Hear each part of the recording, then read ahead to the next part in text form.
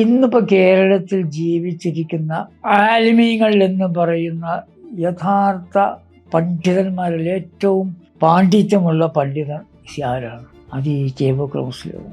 കുറേ തിരുപ്പുകളൊക്കെ കാന്തപുരം ഉണ്ടാക്കിയാൽ പോലും അവസാനം മൂപ്പര് നല്ല ഒരു അവസ്ഥയിൽ SYSനെ ഒന്ന് ശക്തിപ്പെടുത്തുന്നതോടൊപ്പം തന്നെ മുസ്ലിം ലീഗ് ആഫീസ് ദീൻ ഉള്ള ഒരു കേന്ദ്രം ആക്കിയിരിക്കണം എന്ന രീതിയിലുള്ള കുറേ സംസാരങ്ങൾ ചെയ്തു. മൂപ്പർക്ക് റേഡിയോ ഉണ്ട്, അതൊക്കെ പോരാഞ്ഞിട്ടാണ് ഇപ്പോൾ അത്. അപ്പോൾ കിടക്കുകയാണെങ്കിൽ മൂപ്പർക്ക് ലോകം മൂപ്പർ മുമ്പിൽ വേണം. ഞാൻ അടിക്കാൻ പോയി, അടിക്കാൻ പോയി. എന്തോ അള്ളാ പണ്ട് അള്ളാൻ്റെ റസൂലിൻ്റെ ചുമലിൽ അബൂജഹൽ സിംഹത്തെ കണ്ടു എന്നു പറഞ്ഞ പേടിച്ചിട്ടു. അപ്പോൾ ഞാൻ അടിക്കാൻ പോയതാണ്. അങ്ങനെ പിന്നെ പിന്നെ ഓടിച്ചു. അങ്ങനെ ആ ഹജ്ജ് എനിക്ക് കിട്ടിയില്ല, എനിക്ക് ആ ഹജ്ജ് കിട്ടില്ല. ചില സന്ദർഭങ്ങൾ അങ്ങനെ ചില മൂപ്പർ മനസ്സിൽ തട്ടി ചില സംഗതികൾ നമ്മൾ ചോദിച്ചിട്ട് പറയിപ്പിക്കല്ല, മൂപ്പർക്കായിട്ട് പറയണം.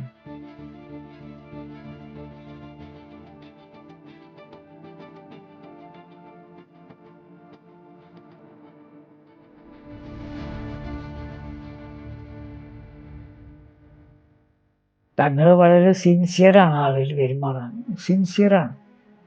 വേണമെങ്കിൽ അത്ര നല്ലൊരു മനുഷ്യൻ പോലെ. ഒരു ദിവസം ഒരനുഭവം ഞാൻ പലയിടത്തും പ്രസംഗിച്ചിട്ടുണ്ട്. ഒരു റംസാനാണ്. റംസാനിൽ ഞാൻ ഡെസ്കിൽ നമ്മൾ ജോലി ചെയ്യാണ് ചന്ദ്രയിൽ. അപ്പോൾ പെട്ടെന്ന് കണ്ടിരിക്കണം ഫോൺ വിളിക്കണം. അപ്പോൾ അന്ന് തങ്ങൾ കുറച്ചു കാലം ആശുപത്രിയിൽ കിടന്ന് സുഖമില്ലാതെ കിടന്ന് കുറച്ച് മരുന്നൊക്കെ പാടിയിട്ട് റെസ്റ്റാണ് വീട്ടിൽ. വിസിറ്റേഴ്സിനൊന്നും പങ്കെടുപ്പിക്കുന്നില്ല, കാണാൻ സമ്മതിക്കാത്ത കോലത്തിൽ പുതിയങ്ങാടിയിലെ വീട്ടിലാണ്. അപ്പം ഞാൻ തങ്ങൾ വിളിക്കണമെന്ന് പറഞ്ഞു. അപ്പോൾ ഫോണിൽ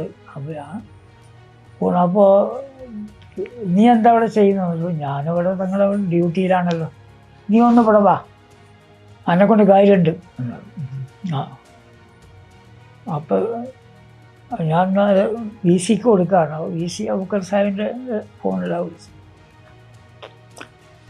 അങ്ങനെ VC ഫോൺ ചെയ്തിട്ട് അറ്റൻഡ് ചെയ്തിട്ട് പിന്നെ പറഞ്ഞു, ഇതൊന്ന് തങ്ങളവിടെ ചെല്ലാൻ പറഞ്ഞു. അപ്പോൾ ഞാൻ പിന്നെ വേഗം പോയി. റംസാനാണ്, നോമ്പാണ്. പോയി പുഴങ്ങാട് വീട്ടിൽ ചെന്ന് ചെന്നപ്പോൾ മൂപ്പര് വിശാലമായ റൂമിൽ കട്ടിയിട്ട് മൂപ്പര് ഒറ്റക്കൊള്ളു, വേറെ ആരും ഇല്ല. മൂപ്പരത്തേക്ക് ആരും ഉണ്ടാവില്ലല്ലോ, കുട്ടികളും ചെല്ലൂല്ലല്ലോ, ആരും വീട്ടിലുള്ളവരും അടുക്കൂലല്ലോ. അപ്പം എന്നോട് അവിടെ ഇരിക്കാൻ പറഞ്ഞു. അപ്പോൾ ആഫീസിലെ വിവരങ്ങളൊക്കെ ചോദിച്ചു. ആഫീസിലെ വിവരങ്ങളൊക്കെ പറഞ്ഞു, വിശേഷമൊന്നുമില്ല, അങ്ങനെ പോകുന്നുണ്ട്. പിന്നെ പേപ്പർ എടുത്തു. അപ്പോൾ 2-3 പേപ്പറിൻ്റെ അവിടെ മാതൃഭൂമിയുണ്ട്, പിന്നെ മനോരമ ഉണ്ട്, ദേശാഭിമാനിയുണ്ട്, ചന്ദ്രൻ. ഓരോ പേപ്പറും ഇട്ട് അതിൽ വലിയ തലക്കെട്ട് പ്രധാനപ്പെട്ട വാർത്തകൾ തങ്ങൾക്ക് അറിയണം. അത് ഞാൻ അങ്ങനെ ഓരോ തലക്കെട്ട് വായിക്കുക, 1-2 വായിക്കുമ്പോഴേക്ക് മറ്റത് വായിക്കുന്നത്, പിന്നെ മറ്റത് വായിക്കുന്നത്, അത് കൂട്ടുന്നത്, അങ്ങനെ വേണ്ടത് എന്താണ് ബാക്കി പറയുന്നത്. ബാക്കി പിന്നെ വായിപ്പിച്ച് ചിലത് മാത്രം ബാക്കി വായിപ്പിക്കും. അങ്ങനെ ആ പത്രവാർത്തകളൊക്കെ അന്നത്തെ മുമ്പത്തെ റേഡിയോ ഉണ്ട്, ചെറിയ റേഡിയോ ഉണ്ട്, അതൊക്കെ പോരാഞ്ഞിട്ടാണ് ഇപ്പോൾ അത്. അപ്പോൾ കിടക്കുകയാണെങ്കിൽ മൂപ്പർക്ക് ലോകം മൂപ്പർ മുമ്പിൽ വേണം, മനസ്സിലായില്ലേ? അപ്പോൾ അതാണ് ഈ പത്രത്തിലൊക്കെ ഉള്ളതൊക്കെ ഒന്നും അറിയാനോ പറ്റൂല, ഈ റേഡിയോയിൽ കേൾക്കണ മാത്രം പോരാ എന്നുള്ള നിലയ്ക്ക് അതൊക്കെ. പിന്നെ അവിടെ ഒരു ഖുർആൻ്റെ ഒരു പരിഭാഷ ഉണ്ട്. അത് ആരെ എഴുതിയതാണെന്ന് ഇപ്പം എനിക്ക് ഓർമ്മല്ല, ഏതോ ഒരു മലയാള പരിഭാഷ. അത് വായിക്കാൻ പറഞ്ഞു, ഏതോ ഒരു സൂറത്തെടുത്തിട്ട് വായിക്കാൻ പറഞ്ഞു. അപ്പോൾ അത് അപ്പോൾ 1-2 ആയത്ത് വരുമ്പോൾ ആരൊക്കെ ഇപ്പോൾ ഫാത്തിഹ സൂറത്തിൻ്റെ അറിയാം, അർത്ഥം അറിയാമെന്ന് വെച്ചാൽ ഫാത്തിഹ സൂറത്തിൻ്റെ അർത്ഥം അറിയാമെന്ന് വെച്ചാൽ ഞാൻ പറയും ഫാത്തിഹ സൂറത്ത് ഇപ്പോൾ നമ്മൾ എല്ലാ ദിവസവും ഇങ്ങനെ ഓടുന്നതല്ലേ, അതിൻ്റെ അർത്ഥം കുറേയൊക്കെ ഇങ്ങനെ പണ്ട് പഠിച്ചതിങ്ങനെ മനസ്സിലുണ്ട്. അന്ന് പറ. ബിസ്മില്ലാഹിർ റഹ്മാനിർ റഹീം അൽഹംദുലില്ലാഹി റബ്ബിൽ ആലമീൻ അർ-റഹ്മാൻ ഇങ്ങനെ മാലിക് യൗമിദ്ദീൻ, അവിടെ മാലിക് യൗമിദ്ദീൻ എന്താ മാലിക് യൗമിദ്ദീൻ എന്ന് പറഞ്ഞാൽ? യൗമിദ്ദീൻ എന്ന് പറഞ്ഞാൽ എന്താ? അള്ളാഹ് കുടുങ്ങിയോ? അതുവരെ ഒന്നും മുണ്ടിയിട്ടില്ല. അവിടേക്ക് പറഞ്ഞു മാലിക് യൗമിദ്ദീൻ എന്ന് പറഞ്ഞാൽ എന്താ? നമ്മൾ തട്ടിമുട്ടിയിട്ട് നമ്മൾ ഒക്കെ പറഞ്ഞു തന്നിട്ട് മാലിക്ക നമുക്ക് ഗുണവും ചെയ്തതൊക്കെ ഉണ്ടാവും, സത്യം ചെയ്തിട്ടുണ്ടാവും, വലം കയ്യിൽ കിട്ടും, ഇടത് കയ്യിൽ കിട്ടും, അങ്ങനെയൊക്കെയുള്ള ഒരു ദിവസം എന്ന് പറഞ്ഞ ഒരു ദിവസത്തിന് പിന്നെ ഒരു വയലുണ്ട് മുമ്പിൽ പറയും. പിന്നെ ഒരു വയലാണ് എനിക്ക് കേൾക്കാൻ വേണ്ടിയിട്ട് എനിക്ക് പറഞ്ഞു തരാണ് മാലികയാവും. അങ്ങനെ ഒരു 10-20 മിനിറ്റ് മൂപ്പര് അതിൻ്റെ വിശദീകരണം അങ്ങനെയുള്ള ഒരു പിന്നെ അതിനിടയിൽ വേറെ എന്തെങ്കിലും വർത്താനം പറയും. അങ്ങനെയും പറയാം. ആനക്കറിയോ ഒരു ദിവസം പിന്നെ ഞാൻ ആ ഹജ്ജിന് എനിക്ക് അവിടെ ഇഹ്റാം കെട്ടണം. ഏതോ ഒരു എയർപോർട്ടിലാണ്, കരിപ്പൂര് വരുന്നതിന് മുമ്പാണത്. എനിക്ക് ഇഹ്റാം കെട്ടണം. അപ്പോൾ ആ ഫ്ലൈറ്റ് അതിൻ്റെ പൈലറ്റ് ഓന്ന് പണിമുടക്കാൻ പോയി. ഓനൊന്ന് പണിമുടക്കുകയാണെന്ന് പറയുന്നത്. എനിക്കന്ന് ആ ഫ്ലൈറ്റ് പോയാൽ എനിക്ക് അവിടെ ഇഹ്റാം കെട്ടാൻ കഴിയുള്ളൂ. പിന്നെ ഞാൻ അടിക്കാൻ പോയി. ഞാൻ വന്നു അടിക്കാൻ പോയി. എന്തോ അള്ളാ പണ്ട് പിന്നെ അള്ളാൻ്റെ റസൂലിൻ്റെ പിന്നെ ചുമലിൽ അബൂജഹൽ സിംഹത്തെ കണ്ടു എന്നത് മാതിരി ഓ പേടിച്ചിട്ട്. അപ്പോൾ ഞാൻ അടിക്കാൻ പോയതാണ്. അങ്ങനെ പിന്നെ പൈലറ്റ് പിന്നെ ഓടിച്ചു. അങ്ങനെ ആ ഹജ്ജ് എനിക്ക് കിട്ടിയില്ല. എനിക്ക് ഹജ്ജ് കിട്ടില്ല. അമ്മാൻ്റെ സന്ദർഭങ്ങൾ അങ്ങനെ ചില മൂപ്പര് മനസ്സിൽ തന്നെ ചില സംഗതികൾ നമ്മൾ ചോദിച്ചിട്ട് പറയിപ്പിക്കല്ല, മൂപ്പർക്കിട്ട് പറയണം. മനസ്സിലുള്ളത് കണ്ട ഓരോ സംഗതികളും. ഒരു ദിവസം പിന്നെ ഒരു ദിവസം പറഞ്ഞു എടോ ചന്ദ്രയിൽ തന്നെ ഇരിക്കുമ്പോഴാണ് മൂപ്പര് എവിടെയോ പോയിട്ട് വെറ്റിയടിച്ച് വന്നപ്പോൾ എന്നോട് താഴത്ത് വരാൻ പറഞ്ഞു. നമ്മൾ മുകളിലാണ്, 10-11 മണിക്ക് മുകളിലാണ്. മൂപ്പര് താഴത്തേ വരുള്ളൂ. പടന്നയിൽ പോയിരുന്നു ഇന്നലെ. പടന്നയിൽ പോയിട്ട് അന്ന് പടന്നയിലേക്ക് റോഡില്ല. പടന്നയിൽ പോയിട്ട് ഒരു തോട് കഴിഞ്ഞു. രണ്ടാമത്തെ തോണയപ്പോഴേക്ക് ഞാൻ ചാടിക്കോളാം ഒരു സമ്മതിക്കില്ല. ഒരു ഇടുത്തി എല്ലാവരും പാടെ എന്നാണ്ട്. അപ്പം ഞാൻ സുബ്ഹാനല്ലദീ സഖറലനാ ഹാദാ വമാ കുന്നാ ലഹു മുഖ്രിനീൻ എന്ന് പറഞ്ഞാൽ അല്ലാതെ ഉണ്ടാക്കാൻ ഒരു പറഞ്ഞു വിടണ്ടേ. അങ്ങനെ പടന്നയിലേക്ക് എടുത്ത് കൊണ്ടുപോയി ആ തോട് കടത്തി വിട്ടപോലെ അതിൻ്റെ ഹരം പറയണം. വെറുതെ പറയണം. പിന്നെ തങ്ങൾ ഇന്നലെ എങ്ങോട്ടേ പോയി എന്ന് ആരും ചോദിച്ചിട്ടില്ല. പക്ഷെ മൂപ്പർക്ക് ആരോടെങ്കിലും പറയണമല്ലോ. അതിന് പറ്റിയ ആരുമില്ലല്ലോ. നമ്മളെ പിന്നെ സമപ്രായക്കാരോടോ നമ്മളെ സഹപ്രവർത്തകന്മാരോടല്ലേ ഈ തമാശ പറയുള്ളൂ. തങ്ങൾക്കത് പറയാൻ പറ്റിയ തമാശ പറ്റില്ല ആരുമില്ലല്ലോ. തങ്ങൾക്ക് തലേന്നത്തെ ആ സംഭവങ്ങൾ ഇങ്ങനെ പറയും വേണം. അങ്ങനെയുള്ള ഒരു മനസ്സും അങ്ങനെയുള്ള ഒരു ദിവസം പിന്നെ അത് റംസാൻ തന്നെയാണ്. ഒരു തവണ വിസിറ്റേഴ്സ് ഒന്നും വരാത്ത ഒരു സമയത്താണ് ഞാൻ 2-3 ആളുകൾ വിസിറ്റേഴ്സ് വന്നു. പ്രധാനപ്പെട്ട ആൾക്കാരാണ്. 3 ആൾക്കും താടിയുണ്ട്.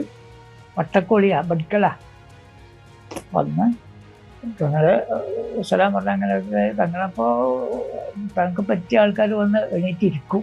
മറ്റേ വീട്ടിൽ കിടക്കന്നെ ആയിട്ട് എണീറ്റിരുന്നപ്പോൾ വലിയങ്ങാടിയിലുള്ള ഒരു പഠിക്കൽ തുണിക്കച്ചവടക്കാരനും പിന്നെ തിരൂരുള്ള ഒരു തുണിക്കച്ചവടക്കാരനും പഠിക്കലുകളാണ്. പിന്നെ ഓലും ഇങ്ങനെ കുറേ പഴയ രോഗിക്കാർ വലിയങ്ങാടിക്കാരല്ലേ ഓലും കുറേ ഒക്കെ പറഞ്ഞ് അതിൻ്റെ അടിയിൽ ഞാനെങ്ങനെ ഇരിക്കാം. അതിലടിയിൽ തങ്ങൾ ചോദിച്ചു പിന്നെ അറിയാമെന്ന് ചോദിച്ചു. എന്നെ ചൂണ്ടിയിട്ട് ഓരോ പറഞ്ഞു അറിയില്ല. അവൻ എൻ്റെ സ്നേഹിതനാണ്, ചന്ദ്രികയിലാണ്. എൻ്റെ സ്നേഹിതനാണ്, ചന്ദ്രികയിലാണ്. അപ്പം ഞാനിങ്ങനെ ആരായാണ് അങ്ങനെയുള്ള ഒരു മനസ്സുള്ള അങ്ങനെയുള്ള ഒരു മനസ്സ്. ഞാൻ പാപ്പിട്ടുള്ള സ്നേഹിതനൊക്കെ പറഞ്ഞു. ഞാനെവിടെ കിടക്കുന്നത് അങ്ങനെയുള്ളൂ. ശംസുലമ പിന്നെ വിളിച്ചത് എങ്ങനെയാ വെച്ചാൽ നമ്മൾ പള്ളി പുനർനിർമ്മാണം നടത്തി. പള്ളി പുനർനിർമ്മാണം നടത്തിയപ്പോൾ നമുക്ക് ഒരു സംഗതി, മദ്രസയിലെ കുട്ടികൾ 8ാം ക്ലാസ് 9ാം ക്ലാസ്സിലൊക്കെ പഠിക്കുന്ന കുട്ടികൾ 10 വരെ മദ്രസയിൽ നിന്ന് പാസ്സായ കുട്ടികൾ വെള്ളിയാഴ്ച ജുമാക്ക് ഈ പള്ളിയിലേക്ക് വരുന്നില്ല. വെള്ളിയാഴ്ച പോലും പോകുന്നത് മുജാഹിദ് പള്ളിയിലേക്കാണ്. അപ്പം നോക്കുമ്പോൾ മുജാഹിദ് പള്ളിയിൽ മലയാളത്തിൽ പ്രസംഗം കേൾക്കും. ദീനീ വിഷയങ്ങൾ മലയാളത്തിൽ കേൾക്കാൻ നമ്മുടെ കുട്ടികൾ താല്പര്യം കൊടുക്കുമെന്നുള്ളതാണ്. നമ്മുടെ മദ്രസയിൽ 10ാം തരം പഠിച്ച ആൺകുട്ടികൾ ജുമാക്ക് പോകുന്നത് മുജാഹിദ് പള്ളികൾക്കാണ്. നമ്മളത് സ്റ്റഡി ചെയ്തു. പള്ളി പുനർനിർമ്മാണം നടത്തി നല്ല ബില്ലുമൊക്കെ ആക്കിയതിന് ശേഷം എന്താ വേണമെന്ന് ആലോചിച്ചപ്പോഴാണ് പിന്നെ മദ്രസയിലെ കാര്യം ചിന്തിച്ച് അത് മനസ്സിലാക്കിയപ്പോൾ നമ്മൾ ഇത് അന്ന് സയ്യിദ് മുഹമ്മദ് നിസാമി 3 ജുമാഅത്ത് പള്ളിയിലും പ്രസംഗം നടക്കുന്നുണ്ട്. ജുമാ ഖുത്ബയുടെ മുമ്പ് ഒരു 10 മിനിറ്റ് മുമ്പ് മലയാളത്തിൽ പ്രസംഗിക്കുന്ന രീതി അവിടെ. അപ്പോൾ നമ്മൾ ചന്ദ്രയിലുള്ള സമയത്തൊക്കെ ജുമാക്ക് അങ്ങോട്ടാണ് പോവുക. കാലിക വിഷയങ്ങൾ ഖുർആൻ്റെയും ഹദീസിൻ്റെയും ഇസ്ലാമിക ചരിത്രത്തിൻ്റെ പശ്ചാത്തലത്തിൽ സമർത്ഥിച്ചിട്ട് ആണ്ട് 10 മിനിറ്റ് കൊണ്ട് സംഗതി ഒപ്പിച്ചു. അത്ര സുന്ദരമായിട്ട് ഒരു ഖുത്ബ. പിന്നെ അറബിയിലുള്ള സാധാരണ ഖുത്ബ ഉണ്ടാവും. ഇവിടെ ആ ഖുത്ബയിൽ ഓതുന്ന ആയത്തായിരിക്കും ആദ്യം പറഞ്ഞിട്ടുണ്ടാവില്ല. ബാക്കി ഖുത്ബയിൽ അവിടെ ഓതുന്ന ആയത്തായിരിക്കും ആദ്യം അവിടെ മലയാളത്തിൽ പ്രസംഗിച്ചിട്ടുണ്ടാകും. അപ്പോൾ നമുക്ക് ആ ഖുത്ബ മനസ്സിലാവും. അപ്പോൾ അതൊക്കെ ആയപ്പോൾ നമുക്കൊരു കാര്യം നിസാമി അവിടെ ചെയ്യുന്ന പോലെ ഇവിടെ ആയാൽ നമ്മൾ കുട്ടികളെ മുജാഹിദാകാൻ വിടണ്ടല്ലോ. ഓലൊക്കെ മുജാഹിദാകുകയാണ്. പിന്നെ അപ്പോൾ കമ്മ്യൂണിറ്റി യോഗം തീർന്നപ്പോൾ പള്ളിയിൽ അന്നത്തെ ഖത്തീബിനെയും കൂടി യോഗത്തിൽ ഇരുത്തി സംഗതി ചർച്ച ചെയ്തു. ഇതാണ് സംഗതി, സംഭവം ഇതാണ്. നിങ്ങൾ ഈ ഖുതുബക്കൊന്നും നമ്മൾ ഈ കുട്ടികൾ വരുന്നില്ല. അതിനിങ്ങനെ ഒരു ശൈലത്തിൽ നടക്കുന്നുണ്ട്. നമ്മൾക്ക് അത് പരിശോധിച്ചാൽ പറ്റും. അപ്പോൾ നമ്മളെ ഇമാമ പറഞ്ഞു, ഒരു വെളിമുക്കാരനാണ്, മലയാളവും തിരിയില്ല അറബിയും തിരിയില്ല. കുഴപ്പമൊന്നുമില്ല, ഞാൻ പറഞ്ഞു എന്ന് വേണ്ട, ആരെങ്കിലും ഒരു വിവരമല്ല ഉസ്താദന്മാരോട് ചോദിച്ചിട്ട് വേണ്ടത് ചെയ്തോളി എന്ന് പറഞ്ഞു. ഓക്കെ. അപ്പോൾ നമുക്ക് എന്നാൽ കോഴിക്കോട് ഖാദിയോട് പറഞ്ഞാൽ മതി. അപ്പോൾ കോഴിക്കോട് വലിയ ഖാദി ശിഹാബുദ്ദീൻ നിമ്പിച്ചിക്കോയ തങ്ങളാണ് മൂന്നാലിങ്ങനെ പള്ളിയുടെ പ്രസിഡൻറ്റ്. നിസാമി പ്രസംഗിക്കുന്ന ഈ പള്ളീൻ്റെ പ്രസിഡൻറ്റ് തങ്ങളാണ്. മുമ്പിലോട് ചോദിക്കണം എന്നല്ലേ ഉള്ളൂ. ഓക്കെ. പിറ്റത്താഴ്ച നമ്മൾ ഖാദിയുടെ അവിടെ പോയി ഈ വിഷയം പറഞ്ഞു. ഖാദിയോട് ചോദിച്ചത്, നിങ്ങളിപ്പോൾ ഈ മലയാളത്തിൽ പറയണമെന്നത് മെമ്പർമ കയറിയിട്ട് പറയാനാണോ? മെമ്പർമ കയറിയിട്ടല്ല, മലയാളത്തിൽ പറയണം. അത് നമ്മൾ ആളുകൾക്ക് മനസ്സിലാകണം. വെള്ളിയാഴ്ച അങ്ങനെ ഒരു സംഗതി നടക്കുന്നുണ്ട് നമ്മുടെ നാട്ടിൽ. അപ്പോൾ അതൊന്ന് പരിഹരിക്കാൻ ഇപ്പോൾ മൂന്നാലെങ്കിലും ചെയ്യുന്നുണ്ട് നിസാമി. അതുപോലെ സംവിധാനം ഇവിടെ അതൊക്കെ പ്രശ്നങ്ങൾ. അപ്പോൾ അങ്ങനെ പറ്റില്ല, നമുക്ക് ഫത്വയായിട്ട് എഴുതി കിട്ടണം. ആയിക്കോട്ടെ, നിങ്ങൾ 2 ദിവസം കഴിഞ്ഞിട്ട് വന്നോളി എന്ന് പറഞ്ഞു. അങ്ങനെ നമ്മൾ പോകുന്നു. 2 ദിവസം കഴിഞ്ഞിട്ട് പോയി. എന്നാൽ മൂപ്പര് 1-2 കിതാബ് വലിച്ചിട്ടിട്ട് ഫത്വ എഴുതി തന്നു. അതിട്ട് വന്ന് പിറ്റത്തെ മീറ്റിംഗ് അത് വെച്ച് പാസ്സാക്കി. ഇനിയിപ്പോൾ വേണ്ടത് അതിന് പറ്റിയ രീതിയിൽ പ്രസംഗിക്കാൻ പറ്റുന്ന ഒരു ഖത്തീബിനെ കിട്ടണം. ഇപ്പോൾ ഉള്ള ആൾക്ക് അതിന് പറ്റൂല. അയാൾ പറഞ്ഞു, ഞാൻ പറഞ്ഞാൽ ശരിയാവില്ല, അത് പറയാൻ വേറെ ആളെ തന്നെ ഉണ്ടായാലേ അതുകൊണ്ട് കാര്യമുള്ളൂ. അത് ശരിയാണ്. പിന്നെ പറഞ്ഞു, പിന്നെ ഇപ്പം ഞാൻ അത് വേറൊരാൾ പറയാം, പിന്നെ കുത്തുമ്പോൾ ഞാൻ ഓതുക. അപ്പോൾ 2 ആളെ പറ്റൂല, 2ഉം കൂടി ചെയ്യുന്ന ഒരാളെ ആകുമ്പോഴേ അത് ഭംഗിയാകുള്ളൂ എന്ന് മൂപ്പര് എന്നെ പറഞ്ഞു. ആയിക്കോട്ടെ, നമുക്ക് അതിന് പറ്റിയ ആളെ കിട്ടുമ്പോൾ തുടങ്ങിയാൽ മതി, നാളെ തന്നെ തുടങ്ങണമെന്നൊന്നുമില്ല. അങ്ങനെ ഇരിക്കുമ്പോൾ നിസാമി ഗൾഫിൽ പോയി തിരിച്ചു വന്നു. തിരിച്ചു വന്നപ്പോൾ മനസ്സിലായി അയാൾക്ക് മൂന്നാലിങ്ങൽ പോകാൻ താല്പര്യമില്ല എന്നൊരു ഊഹം കിട്ടി. അപ്പോൾ നമ്മൾ അവിടെ പോയി നേരിട്ട് മുഖതാവി കണ്ടു, സംഗതി പറഞ്ഞു. ഓക്കെ, ആയിക്കോട്ടെ, നമുക്ക് അങ്ങനെ ആക്കാമെന്നത്. അങ്ങനെ പിറ്റേ മൂപ്പര് വന്നിട്ട് ഖുത്ബ തുടങ്ങി. ആ ഖുത്ബ തുടങ്ങിയപ്പോൾ ചില കാരണന്മാർ ചിലരൊക്കെ ഇതെന്താ അത് മലയാളത്തിൽ ഇതൊക്കെ പാടപ്പാട് ഏൽപ്പിക്കാർ ചില കുട്ടികൾ തിരിക്കാനുണ്ടായിരുന്നു. നമ്മൾ തരണം ചെയ്തു, യുക്തിപരമായിട്ട് ബുദ്ധിപരമായി തരണം ചെയ്തു. ഒരു പിന്നെ ഇമാമിൻ്റെ മുറിയിൽ നിന്നിട്ട് വരുമല്ലോ പള്ളി ഉള്ളിലേക്ക്. അപ്പോൾ ആ വാതിലേക്ക് അവർ 2 ആൾ നിസ്കരിക്കാൻ തുടങ്ങി. ഏൽപ്പിക്കാർ 2 ആൾ. മാസ്റ്ററെ വിളിച്ചാൽ പിന്നെ ഇയാൾക്ക് ഇങ്ങോട്ട് വരണ്ടേ. ഇവര് നിസ്കരിക്കന്നെ വായു തുറക്കാൻ കഴിയൂല. അപ്പോൾ ആ സൂത്രം നമുക്ക് മനസ്സിലായി. ഈ പിറ്റത്തെ ആഴ്ച നമ്മൾ എന്ത് ചെയ്തു, ആ മുറിയിൽ നിന്ന് മേറാബിൻ്റെ ഉള്ളിലേക്ക് വരാണ്ട് വെച്ചു. ഇതിലെ വരണ്ട, അതിൽ മേറാബിൽക്ക് വന്നാൽ മതിയല്ലോ. അങ്ങനെ ചില കാരണന്മാരൊക്കെ, പിന്നെ ചില കാരണന്മാർ ഇതിലൊക്കെ അതൊക്കെ എന്താ ഇപ്പോൾ ഇതിൽ തെറ്റ്, എന്തേ ഇപ്പോൾ ഇത് ഇങ്ങനെ തന്നെയല്ലേ വേണ്ടത്. ഇപ്പം നമുക്ക് മനസ്സിലായി വേറെന്താ ഉള്ളത്. വെറുതെ ചെക്കന്മാർ നമ്മളെ വെറുതെ പറഞ്ഞ് തെറ്റിദ്ധരിപ്പിക്കാനുണ്ട്. കാരണന്മാരൊക്കെ പിന്നെ അതിന് ബ്ലോക്കായിട്ട് നിന്നിട്ടുണ്ടാവും. അത് തുടങ്ങി കുറച്ചായപ്പോൾ പിന്നെ AP-ക്കാർ എന്ത് ചെയ്തു, ശംസുലമാൻ്റെ അടുത്ത് പോയി. ഇവിടെ പന്നിയങ്കര പള്ളിയിൽ നിസാമി മലയാളത്തിൽ തുടങ്ങിയിട്ടുണ്ട്. അപ്പോൾ മൂപ്പരെന്നെ വിളിച്ചു. ഞാൻ അപ്പോൾ ചന്ദ്രയിലുള്ളത്. പിന്നെ എന്താ ഇപ്പോൾ അവിടെ, എന്താ ഇപ്പോൾ നിങ്ങളെ പള്ളിയിലിപ്പോൾ? അവൻ പറയും എന്താ സംഗതി എനിക്ക് മനസ്സിലായില്ല, എന്താ ഉസ്താദ് ചോദിച്ചു. അല്ല നിങ്ങളെ പള്ളിയിൽ പിന്നെ ജുമാക്കിപ്പോൾ ആരാ? ജുമാക്കിപ്പോൾ നിസാമി ആണ് വന്നത്. എത്ര ഖുത്ബയാണ് വന്നത് അവിടെ? അപ്പം ഞാൻ പറഞ്ഞു അതിപ്പോൾ നമ്മളിപ്പോൾ ഇങ്ങനെ ഫോണിൽ പറഞ്ഞാൽ ശരിയാവില്ല, ഞാൻ മുഖതാവിൽ വരാം, മുഖതാവിൽ പറയാമെന്ന് പറഞ്ഞാൽ വെച്ചു. പിന്നെ അപ്പം അന്ന് സുന്നി അഫ്കാറിൻ്റെ പണി സമസ്ത ഓഫീസിലാണ്, ഇവിടെ അങ്ങനെയാണ്. അപ്പോൾ അത് ഞാനാ ചെയ്യുന്നത്. അപ്പോൾ അവിടെ ചെല്ലുമ്പോൾ മുമ്പ് അവിടെ പഴയ നിസ്കാരപ്പള്ളിയിൽ ചെന്ന് ഇരിക്കുന്നുണ്ട്. അപ്പോൾ ആരാ? ഞാൻ വഹദങ്ങനെ വെച്ചു. ഞാനാണ് മാനം, ഇയാളാണ് ചെല്ലേണ്ടതാണ്. എത്ര ഖുതുബ ഞങ്ങളുടെ പള്ളിയിൽ പോകും, എത്ര ഖുതുബ ഞങ്ങളുടെ പള്ളിയിൽ? ഞങ്ങളുടെ പള്ളിയിൽ 2 ഖുതുബാണ്. 2 ഖുതുബയുള്ളൂ. 2 ഖുതുബനുള്ളൂ. എന്തിപ്പോൾ സാമി വരുന്നുണ്ടോ? സാമി എന്നാണ് പറയണത്.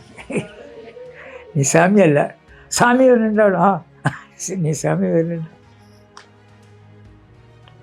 എന്താണ് ഇപ്പോൾ അവിടെ ചെയ്യുന്നത്? ഞാൻ പറയും അവിടെ ചെയ്യുന്നത് എന്ന് പറഞ്ഞാൽ നമ്മളവിടുത്തെ കുട്ടികളൊക്കെ മുജാഹിദാകുകയാണ്. നമ്മൾ മദ്രസ ലെവലൊക്കെ പഠിപ്പിക്കുന്നത് സുന്നത്ത് ജമാഅത്താണ്. ഒരു 10ാം തരം കഴിഞ്ഞ കുട്ടികളൊക്കെ, ആ കുട്ടികൾ മുജാഹിദ് പള്ളി ഓല് അവിടുത്തെ പ്രസംഗം കേൾക്കാൻ വേണ്ടിയിട്ടായി പോണത്. ഓല് 4 പ്രസംഗം കേട്ടാൽ ഓല് മുജാഹിദായി പോകാൻ. പിന്നെ നമ്മളിപ്പോൾ എന്താ ചെയ്യുക ഇതിനെ കൊണ്ട്? അപ്പം പിന്നെ നിങ്ങളെന്താ ചെയ്യുക പിന്നെ? അപ്പോൾ നമ്മൾ ചെയ്യുന്നത് ഒന്നുമല്ല. അവിടെ ഇപ്പോൾ നിസാമി പോയ അവിടെ പള്ളിയിൽ 3-4 ഇങ്ങനെ പള്ളിയിൽ ഇങ്ങനെ ചെയ്തിരുന്നത് പോലെ മലയാളത്തിൽ 10 മിനിറ്റ് സംസാരിച്ചോട്ടെ. അപ്പോൾ ഖുതുബ പിന്നെ നടക്കുമ്പോൾ അതിലുള്ള ആയത്തും അതിലുള്ള ഹദീസും അതിൻ്റെ ചരിത്രമൊക്കെ പാടെ വെച്ചിട്ട് മൂപ്പർ മലയാളത്തിൽ 10 മിനിറ്റ് നേരത്തെ സംസാരിക്കാമെന്ന് വെച്ചിട്ടുണ്ട്. അതിപ്പോൾ മെമ്പറുമെന്നല്ല, നിലത്തുനിന്ന്. അപ്പോൾ എത്രയായി ഖുതുബ? അപ്പോൾ 3 ഖുതുബയില്ലേ? ഇല്ലല്ല, 3 ഖുതുബാവില്ല. ഖുതുബ എന്ന് പറയുന്നതിന് ചില ഷർത്തും ഫറലൊക്കെ ഉണ്ടല്ലോ, അത് മെമ്പറും വന്നു ചെയ്യും. ആ ഷർത്തും ഫറലും ഒന്നും ഈ മലയാളത്തിൽ ഈ താഴത്തുനിന്ന് പറയുന്നതിലില്ല. അത് ഖുതുബയല്ല. അത് ഇങ്ങനെ ഖുതുബ നടക്കാൻ പോകുന്നുണ്ട്, ചില കാര്യങ്ങളൊക്കെ അതിൽ പറയാൻ പോകുന്നുണ്ട്, അത് ഇന്നൊക്കെയാണ് എന്നൊന്ന് മലയാളത്തിൽ പറഞ്ഞ് ബോധ്യപ്പെടുത്തുക. അപ്പോൾ പിന്നെ കുറേ അടുത്ത് അപ്പോൾ എത്ര ഖുതുബായി? പിന്നെയും ചോദിക്കും. ഖുതുബ 2 ഉള്ളൂ. ഞാൻ 2 ഉള്ളൂ. അപ്പോൾ പിന്നെ ഉസ്മാൻ ഇബ്നു അഫ്ഫാൻ എന്നവരുടെ കാലത്ത് ഒരു ബാങ്ക് നടപ്പാക്കി. ആ ബാങ്ക് കഴിഞ്ഞാൽ മലയാളത്തിൽ നിസാൻ പ്രസംഗിക്കും. റസൂലുള്ളാഹിൻ്റെ കാലത്തെ ബാങ്ക് കഴിഞ്ഞാൽ പിന്നെ അറബിയിലുള്ള ഖുതുബ മാത്രമേ ഉണ്ടാവും. പിന്നെ മുണ്ടിയില്ല. പിന്നെ മുണ്ടിയില്ല.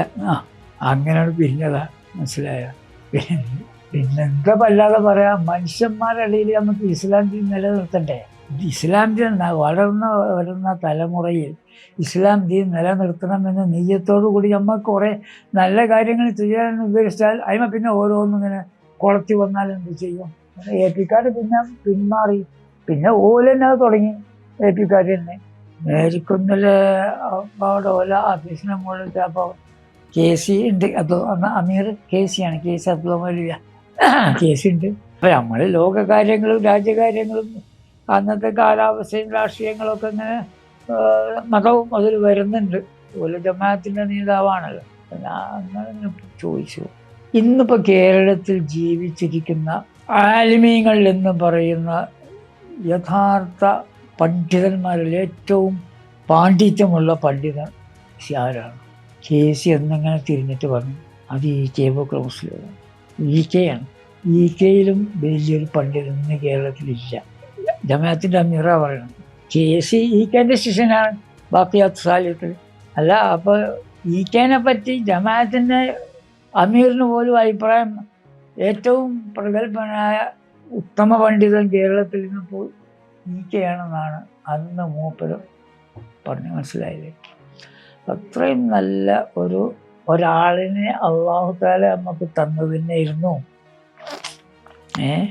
മൂപ്പര് അതുപോലെ കുറേ തിരുപ്പുകളൊക്കെ കാന്തപുരം ഉണ്ടാക്കിയാൽ പോലും അവസാനം മൂപ്പര് നല്ല ഒരു അവസ്ഥയിൽ SYSനെ ഒന്ന് ശക്തിപ്പെടുത്തുന്നതോടൊപ്പം തന്നെ മുസ്ലിം ലീഗ് ആഫീസ് ദീൻ ഉള്ള ഒരു കേന്ദ്രം ആക്കിയിരിക്കണം എന്ന രീതിയിലുള്ള കുറേ സംസാരങ്ങളുണ്ട്. രാഷ്ട്രീയം അറിയാൻ മറ്റു പറയുന്നതല്ല, മുസ്ലിം ലീഗ് ഓഫീസിൽ ഇസ്ലാം ദീനും കൂടി സംരക്ഷിക്കപ്പെടണം.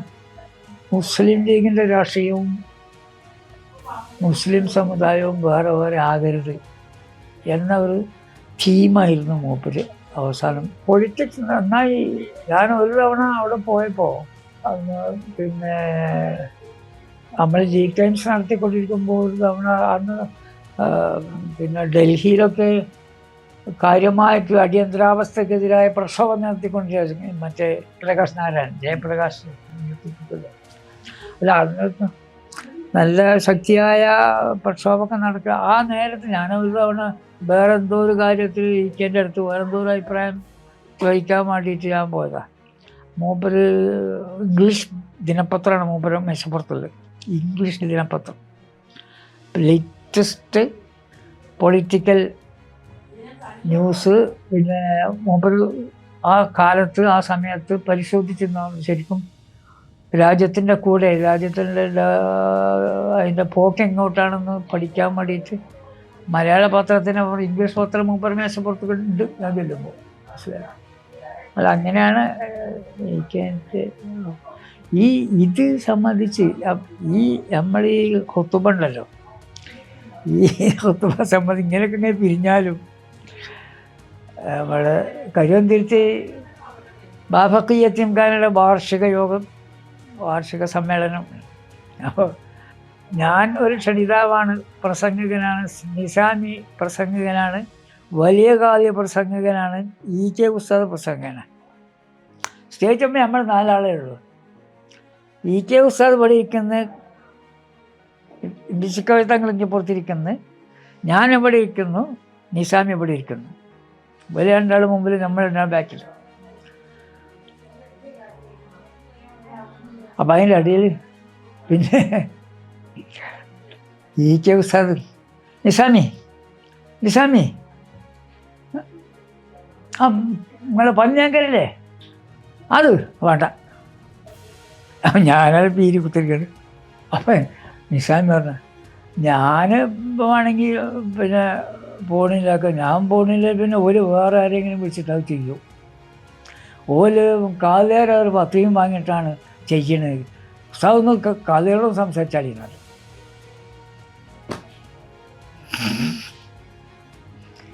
ആ അധ്യായം അങ്ങനെ തീർന്നു. ഞാൻ നിർത്തിയ ബല് വേറെ പിന്നെ ആളെ കൊണ്ടുവരും. ഒരു ഉസ്താദ് കാലേരം 10 വാങ്ങിയിട്ടാണ് ഓല് ചെയ്യിക്കുന്നത്. ഉസ്താദ് ഒന്ന് കാലേർ സംസാരിച്ചാളി നടന്നു. ഇങ്ങനെ തിരിഞ്ഞാൽ കാലേറാണ് നമ്മൾ തിരിയണ്ടേ, നിങ്ങൾ തിരിയണ്ടേ. അങ്ങനെയാണ്. പെരിന്തൽമണ്ണ 4 കൂടി ഒന്നായിട്ട് പ്രളയം ആണ്. കായികമില്ലത്ത് വന്ന് പ്രസംഗിക്കുകയാണ്. അത് അവിടെ ലീഗല്ലാതെ വേറെ മനുഷ്യന്മാരില്ല, വേറെ പാർട്ടിയില്ല. ബാഫക്കിത്തങ്ങളാണ് കായികമില്ലത്തിൻ്റെ ഒരു വിശ്വസ്ത അനുയായിന്നോ സഹപ്രവർത്തകനോ ആയിട്ട് കാണും. ബാഫക്കിത്തങ്ങൾ എല്ലാ നന്മയുടെയും നിറകുടമായിട്ട് പൊളിറ്റിക്സിൽ വിലസില്ലേ. ബാഫക്കിത്തങ്ങളുടെ കാലത്ത് മുസ്ലിം ലീഗിന് വലിയൊരു വിശ്വാസ്യത ഉണ്ടായിരുന്നു. ലീഗ് ഒരു വാക്ക് പറഞ്ഞാൽ അത് നടക്കും. പ്രസംഗിക്കുന്ന മൂപ്പര് ഒരു കാര്യമായിട്ട് വഅ്തസിമൂ ബിഹബ്ലില്ലാഹി ജമീഅൻ ലാ തഫറഖൂ. ഇതിന്റെ മൂപ്പര്